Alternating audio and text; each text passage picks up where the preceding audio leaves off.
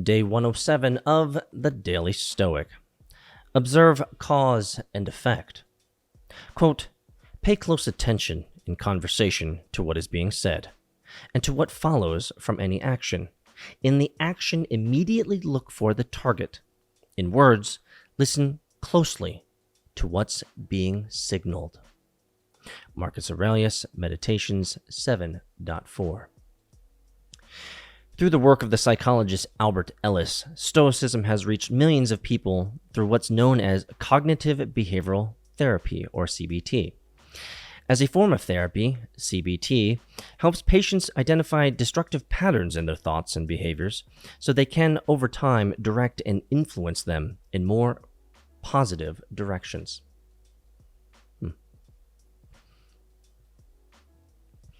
Of course, Marcus Aurelius had no formal training in psychology, but his words here are just as important as any doctor's. He's asking you to become an observer of your own thoughts and the actions those thoughts provoke. Where do they come from? What biases do they contain? Are they constructive or destructive? Do they cause you to make mistakes or engage in behavior you later regret?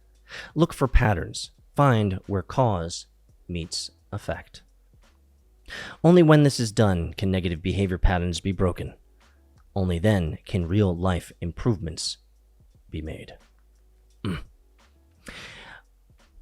What was rising in my gut and in my brain as I was reading this is my son driving on the track, and why it is so important in these younger years of his racing career to get in the laps. What does that mean? Another way of saying this, time in the seat. What this means is drive, experience, more driving, more experience, more racing, more experience. That's why we have him in the simulator every day. If he's not racing on the track 4 days a week, he's in the simulator a couple hours a day, on top of his other studies and all the other school stuff he has to do. Why is this important? Why is this important? The reason it's important is because he knows how to self-correct through lots and lots and lots of repetition. One of my greatest, maybe that's not the way of saying it. One of the most fulfilling moments of racing as a constructor and as a father is when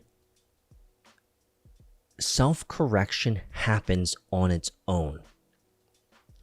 Is that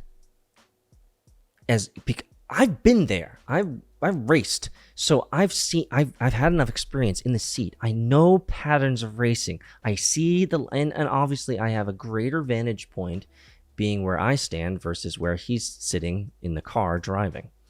I can see the line. I can see him not blocking, right? I can see the boy not blocking, and I can see the other driver coming up on the inside. It's like, bro, you knew he was there. You didn't make the decision, and then boom, he beats you around the corner. And when he comes off track, and actually I've done enough races where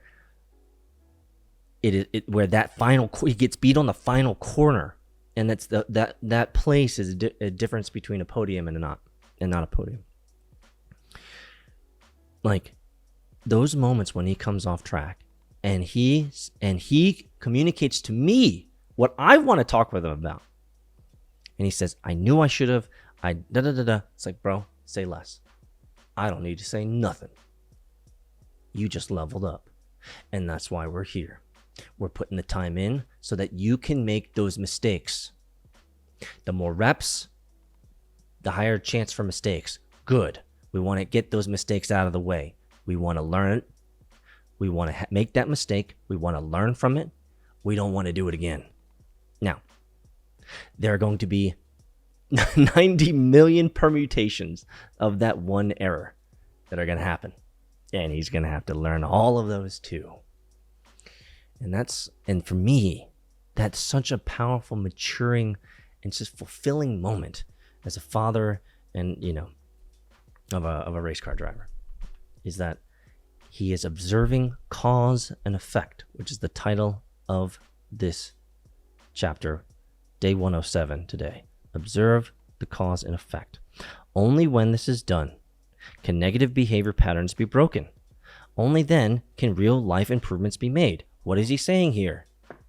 When you can be self-aware enough and be self-correcting enough, your life will flourish and you will prosper. Because self-correcting people, you know what they do? They only do one thing. They grow. People who don't self-correct and are not self-aware, they're just dying. See you in Discord, MetaFam.